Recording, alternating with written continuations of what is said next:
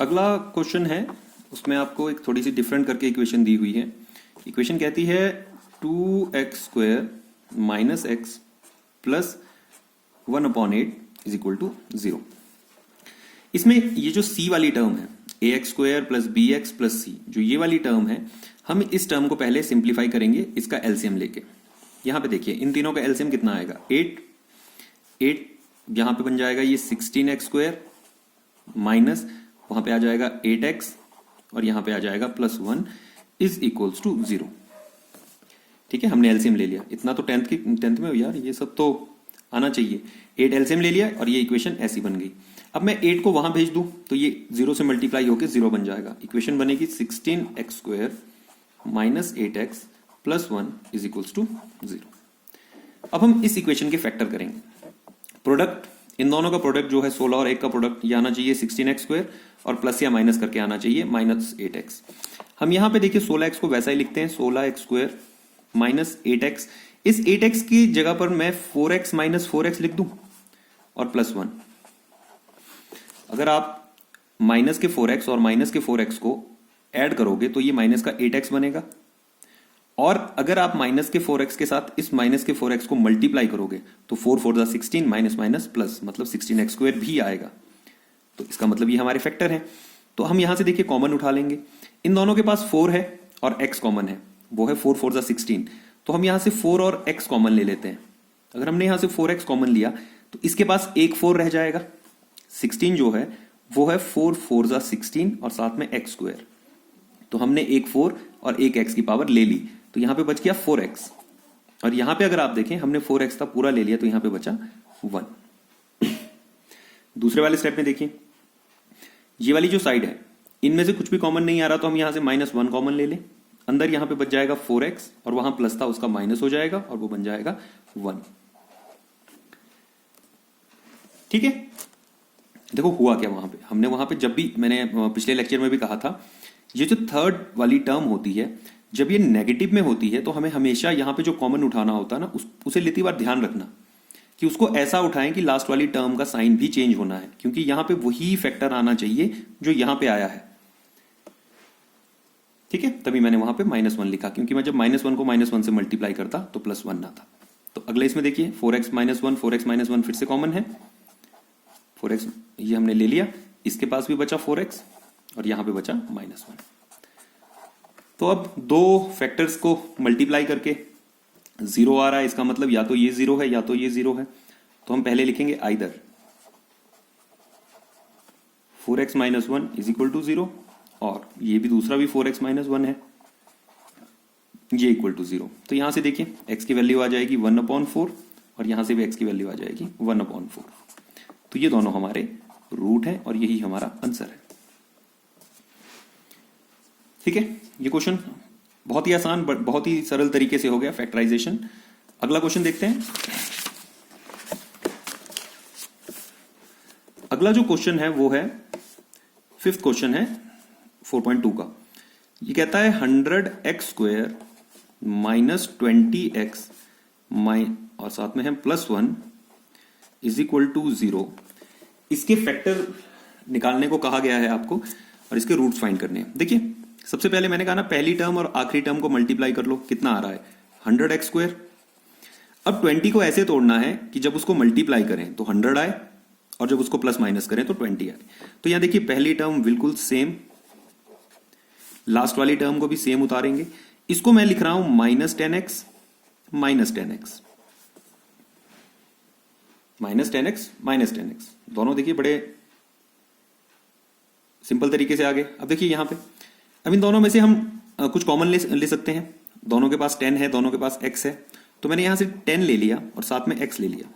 देखिए इससे अगर मैं 10x लूंगा तो यहां पर 10x और बच जाएगा, क्योंकि 10 10 100 होगा और एक x से वो x² बनेगा। इसमें से 10x लिया, ये दोनों में से तो क्या बचा 1, और यहां पर देखिए कुछ भी कॉमन नहीं है तो हम यहां से -1 उठा लेंगे और 10x यहां सेम रहेगा, प्लस की जगह यहां पर माइनस हो जाएगा। बस अब यहां से देखो 10x -1 10x -1 फिर से कॉमन है, और यहां पे क्या बच गया 10x और वहां पे -1 इज इक्वल टू 0। अब either this is 0 either this is 0। After all दो चीज का प्रोडक्ट जीरो आ रहा है, तो इसका मतलब या तो ये जीरो है या तो ये जीरो है। तो यहां से देखेंगे हम, फिर वही लिखेंगे either 10x minus 1 is equal to 0, और दूसरा वाला भी 10x माइनस 1 है इज इक्वल टू 0। तो ये हमने देख लिया, यहां से x की वैल्यू आ जाएगी 1/10, वहां से भी x की वैल्यू आ जाएगी 1/10। यही हमारे रूट्स हैं, यही हमारा आंसर है जो हमसे पूछा गया था। बहुत ही आसान तरीके से हमने कैलकुलेट कर लिया है। इसी के साथ पहला क्वेश्चन खत्म हुआ। पहले क्वेश्चन में कुछ भी नहीं है। दूसरे में इसने कहा है कि एग्जाम्पल को रिपीट करें। ये बड़ा सिंपल क्वेश्चन है, फैक्टराइजेशन मेथड से आप इसे कर सकते हैं। मैं जरा तीसरे क्वेश्चन की ओर आगे बढ़ता हूं। देखिए, जो तीसरा क्वेश्चन है ये कहता है फाइंड टू नंबर्स, ये कहता है फाइंड टू नंबर्स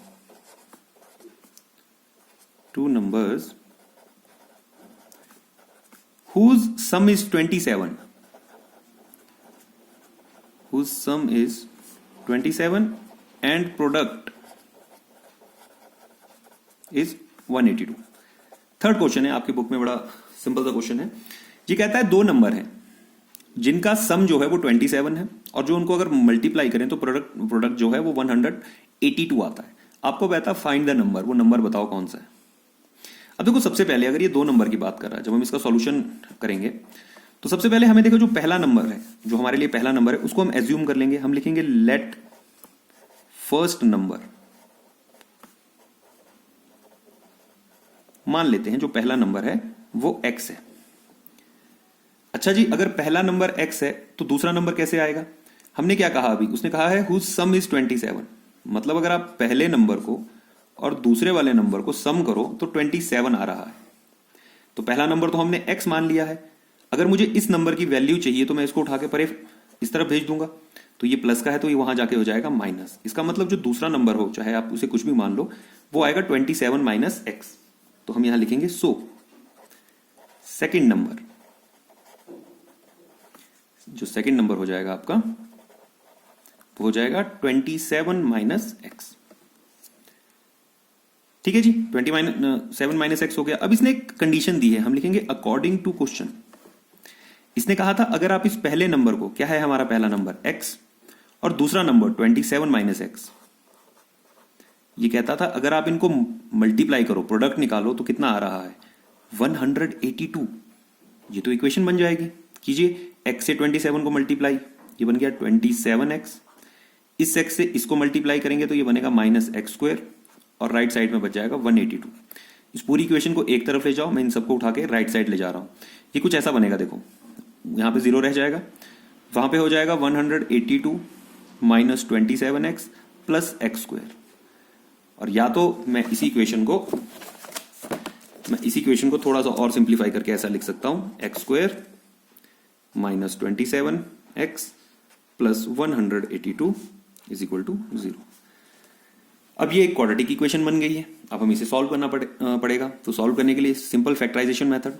अब देखो, वहां पे प्रोडक्ट हमें ना 182 चाहिए, 182 इसको और इसको मल्टीप्लाई करके।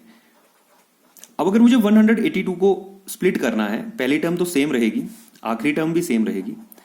अब मुझे स्प्लिट करना है 27x को दो पार्ट्स में, ताकि जिनको मैं जोड़ूं तो 27 आए, जोड़ूं या घटाऊं तो 27 आए, और अगर उनका प्रोडक्ट निकालें तो 182 आए। तो अब अगर आप इस चीज को देखते हैं तो मुझे फैक्टर चाहिए 182 के। अच्छा जी, कैसे तोड़ें, कैसे समझ आए? अगर आपको ये चीज नहीं आती है तो जो प्रोडक्ट आ रहा है ना, जो भी इन दोनों का प्रोडक्ट आ रहा है, उसके फैक्टर करना शुरू कर दो। देखो, मैं इसे 2 से करता हूं, ये आ गया 91। अब 91 होगा नहीं तो हम 7 से करते हैं। ठीक है, 13 7 91, और यहां पे 13। मेरे पास फैक्टर आ रहे हैं 2 7 और 13। अगर आप यहां देखिएगा ढंग से, 2 7 14 और नीचे बन गया 13। अगर मैं 14 और 13 को देखूं, अगर इन दोनों को मैं माइनस माइनस में ले लूं तो 14 और 13 मिलके क्या आ जाएंगे 27x। तो इससे मेरा सम का जो इशू है वो सॉल्व हो जाएगा। और अगर मैं इन दोनों को प्रोडक्ट करूं 14 और 13 को, वो तो देखो 182 ही आ रहा है। तो इसका मतलब यही मेरे फैक्टर है।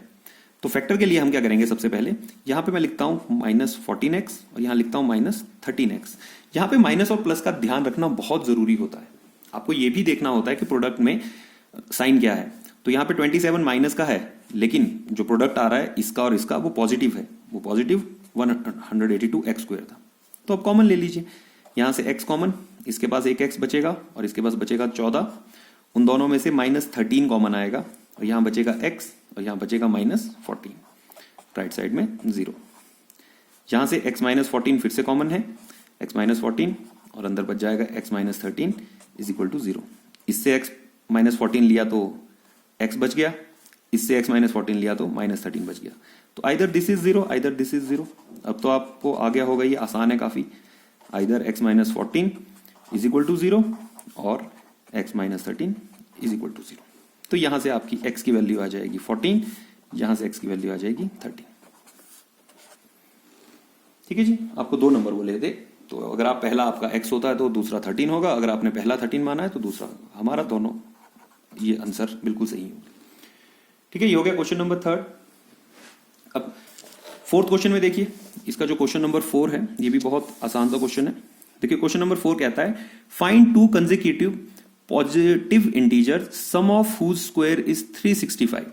ये कहता है 2 कंसेक्यूटिव पॉजिटिव इंटीजर ढूंढे। ये क्वेश्चन नंबर 4 है। ये कहता है कि 2 कंसेक्यूटिव पॉजिटिव इंटीजर, देखो जब भी कंसेक्यूटिव आते हैं ना, मैंने माना पहला जो है, मैंने कहा लेट फर्स्ट नंबर, मैं कहता हूं कि जो मेरा फर्स्ट नंबर है वो x है, मान लो। अब कंसेक्यूटिव क्या होता है, एक के बाद एक, अगर मैंने लिखा है कहीं पर 3 तो 3 का अगला कंसेक्यूटिव नंबर है 4, 4 का है 5। तो कंसेक्यूटिव नंबर जब भी लिखे जाते हैं, अगर मैंने 3 को x माना होता तो मेरा अगला नंबर कैसे आता, x + 1 करके, और उससे अगला नंबर कैसा आता, मैं एक और 1 कर देता। मान लो मैंने एक नंबर अपने दिमाग में सोचा 11, ठीक है, मुझे बोला कि 11 का अगला कंसेक्यूटिव नंबर क्या है, तो वो 12 होता है। लेकिन वो कैसे मिला, वो मिला 11 में 1 जोड़ के। तो हम अगले नंबर को कहते हैं x + 1, अगर उससे भी अगला हो तो x + 2। तो यहां पे 2 कंसेक्यूटिव नंबर कहा है, तो पहला मैंने x मान लिया, तो मेरा सेकंड क्या हो जाएगा, सो सेकंड नंबर हो जाएगा x + 1। अब इसमें एक कंडीशन दी गई है, वो कहता है अकॉर्डिंग टू क्वेश्चन, वो कहता है अगर सम ऑफ हुज स्क्वायर इज 365, अगर आप इन नंबर्स का, जो भी ये दोनों नंबर हैं, अगर आप इन दोनों का स्क्वायर करें और उसका सम निकालें तो आंसर जो है वो 365 आना चाहिए। वो कह रहा है अगर आप पहले नंबर का स्क्वायर करो और दूसरे नंबर का स्क्वायर करो, ये वाला, और इन दोनों का सम कर दो, तो आंसर जो आएगा वो 365 आएगा। तो ये भी इक्वेशन बन जाएगी, देखो क्वाड्रेटिक इक्वेशन बन जाएगी। खोलो इसको, x का स्क्वायर क्या होगा, x स्क्वायर, वहां पे देखो a + b का होल स्क्वायर का फार्मूला है, तो पहले हम x का यहां लिखेंगे a square plus b square की जगह 1 प्लस 2ab, तो ये बनेगा सिर्फ 2x is equal to 365। x square ये आपके 2x स्क्वायर बन जाएंगे। वहां पे देखो 2x है, 2x को वैसा ही रहने दो और 365 को यहां ले आओ। जब 365 यहां आएगा तो ये बन जाएगा माइनस का 365 + 1 इज इक्वल टू 0। एक स्टेप में लास्ट में इसे और थोड़ा सा सिंप्लीफाई कर दो। यहां से देखो 2x स्क्वायर प्लस 2x, 365 में से गए 1 तो 364 और यहां पे 0। अब इक्वेशन बन रही है क्वाड्रेटिक। अभी भी देखो इसमें 2 और 2 कॉमन है, हम सबको 2 से डिवाइड कर सकते हैं। तो अगर मैं इन सब में से 2 कॉमन ले लूं तो यहां बचेगा x स्क्वायर, वहां बचेगा सिर्फ x, वहां बचेगा -182, 182 2 364। अब यहां से देखो 2 में जब वहां पे भेज दूंगा डिवाइड में तो ये 0 हो जाएगा। हमारी जो फाइनल इक्वेशन बनेगी वो बनेगी x square plus x minus 182 is equal to 0। अब ये एक सिंपल क्वाड्रेटिक इक्वेशन है, इसको आप सॉल्व कर सकते हैं बहुत आसानी के साथ। ठीक है, देखो अगर आप ध्यान से देखो, अभी अभी हमने ये इक्वेशन सॉल्व की है 182 वाली, 182 वाली। ठीक है, 13 और 14 में देखा था हमने, शायद हमारा आंसर यहीं से आ जाए। देखिए जो इक्वेशन बनी है वो हमारे पास है x square plus x minus 182 is equal to 0। यही है, ठीक है। देखो फिर से देखो इस क्वेश्चन को। अब अगर मैं इस क्वेश्चन में देखूं प्रोडक्ट 182 चाहिए, ठीक है, 182 प्रोडक्ट चाहिए और पहली टर्म को मैं सेम लिख रहा हूं, यहां पे 182 लिख रहा हूं। हमने पिछली बार जो फैक्टर निकाला था वो निकाला था 14 और 13। हमने कहा था कि 14 और 13 को मल्टीप्लाई करके 182 आता है। लेकिन भाई एक और बात नोटिस करो, अगर मैं 14 में से 13 घटा दूं तो एक भी बचता है, 1 भी बचता है, मतलब 1x बचेगा। अगर मैं 14x में से 13x घटाऊं तो 1x बचेगा। तो क्या मैं यहां पे कुछ ऐसा लिख सकता हूं, प्लस 14x और माइनस 13x। इससे क्या हो जाएगा, इससे मेरे फैक्टर बन जाएंगे। अब देखिए पहले वाला फैक्टर जो है ये वाली लाइन, क्या मैं x और 14x में इसमें से x कॉमन ले लूं, यहां पे x बचेगा, यहां पे 14 बचेगा। और वैसे ही वहां से मैं माइनस 13 कॉमन ले लूंगा, वहां पे x बचेगा, वहां पे 14 बचेगा। खत्म। x प्लस 14 हमारा कॉमन है, यहां पे x बच गया, यहां पे माइनस 13 बच गया, इज इक्वल टू 0। सो अभी से देखें आप, या तो ये 0 होगा या तो ये 0 होगा। दो फैक्टर्स मल्टीप्लाई करके 0 आ रहे हैं, तो हम वही करेंगे अब फटाफट। ये 0 होगा या तो x माइनस 13 0 होगा। तो इनमें से देखो यहां से x की वैल्यू माइनस 14 आ रही है और एक x की वैल्यू यहां से 13 आ रही है। तो यही हमारा आंसर है दोनों। अगर आप पहले नंबर को माइनस 14 मानेंगे तो दूसरा 13 होगा ऑटोमेटिकली। तो यहां पे दोनों इंटीजर्स हैं हमारे। सो यही हमारा आंसर है। इसका एक अगला क्वेश्चन है, the altitude of right angle triangle. इसकी मैं इक्वेशन बना के आप लोगों को दे देता हूं, क्वेश्चन आप सॉल्व खुद भी कर सकते हैं। देखिए उसने कहा है the altitude of a right angle triangle, question number 5, जल्दी से करते हैं। उसने कहा एक राइट एंगल ट्राइंगल है, उसका जो एल्टीट्यूड है, इस वाली साइड को एल्टीट्यूड कहते हैं, जो ये हाइट होती है, वो कह रहा है वो उसके altitude of triangle right angle is 7 centimetre less than it's base. इसके बेस से, जो इसका बेस है उससे 7 सेंटीमीटर कम है। तो अगर मैं बेस को x मान लूं तो क्या ये वाली साइड बेस से 7 सेंटीमीटर कम होगी, x माइनस 7 होगी। उसने कहा बेस से, बेस है मेरा x, उससे 7 कम है, तो मैंने x में से 7 घटा दिया, तो ये मेरी साइड x माइनस 7 होगी। और ये कहता है इसका जो हाइपोटेन्यूस है वो 13 है। तो आपको बोला ये दोनों साइड्स फाइंड करो। तो भाई हम यहां पे सिंपल पाइथागोरस थ्योरम यूज करेंगे। ठीक है, पाइथागोरस थ्योरम सबको आती होगी। ठीक है, पाइथागोरस ने क्या कहा था, उसने कहा था अगर आप हाइपोटेन्यूस का स्क्वायर करो तो वो परपेंडिकुलर के स्क्वायर और बेस के स्क्वायर के सम के बराबर होता है। तो बस यही चीज हम यहां यूज करेंगे। यहां देखिए 13 का स्क्वायर, हाइपोटेन्यूस 13 हमें दिया हुआ है, परपेंडिकुलर x माइनस 7 है उसका स्क्वायर, प्लस बेस x है उसका स्क्वायर। आप इन दोनों को आगे पीछे भी लिख सकते हैं, कोई फर्क नहीं पड़ता। 169 13 का स्क्वायर, ये देखो a माइनस बी का होल स्क्वायर, तो ये बना a square plus B square minus 2ab minus 2ab, 2 7 14, और यहां पे बन गया प्लस एक्स स्क्वायर। तो फिर से कंडीशन वही, देखिए आप इक्वेशन सीधी करो, एक तरफ इकट्ठी करो सब कुछ। एक्स स्क्वायर हो जाएगा 2x स्क्वायर, तो यहां पे है 169 2x स्क्वायर माइनस 14x और प्लस 49। इस 169 को वहां भेजो, इक्वेशन बनेगी 2x स्क्वायर माइनस 14x, 169 वहां जाके माइनस हो जाएगा और यहां पे ये बन जाएगा 169, इसमें से घटेगा तो ये बचेगा माइनस 120 इज इक्वल टू 0। अभी भी देखो, अभी भी इस इक्वेशन में से आप कॉमन ले सकते हैं, 2 कॉमन ले लो, यहां पे बचेगा x माइनस 7x माइनस 60। 2 को उठा के यहां भेज दो, इक्वेशन खत्म। और आपकी जो फाइनल इक्वेशन बनेगी मैं यहां लिख देता हूं, ये बनेगी x minus 7x minus 60 is equal to 0। ये आप लोगों के लिए होमवर्क है, आप इसे खुद भी ट्राई कर सकते हैं। बहुत ही आसान क्वेश्चन है, मैं बता दूं 12 और 5 आएंगे। ठीक है, क्योंकि 12 को 5 से मल्टीप्लाई करके 60 भी आता है और 12 में से 5 घटाएं तो 7 भी आता है। उम्मीद करता हूं आप लोगों को समझ आ गया होगा फैक्टराइजेशन क्या है। अगले वीडियो में हम बात करेंगे दूसरे और मेथड्स के बारे में। तो अभी के लिए, फिलहाल के लिए शुक्रिया, धन्यवाद आप लोगों का। बने रहिए चैनल के साथ।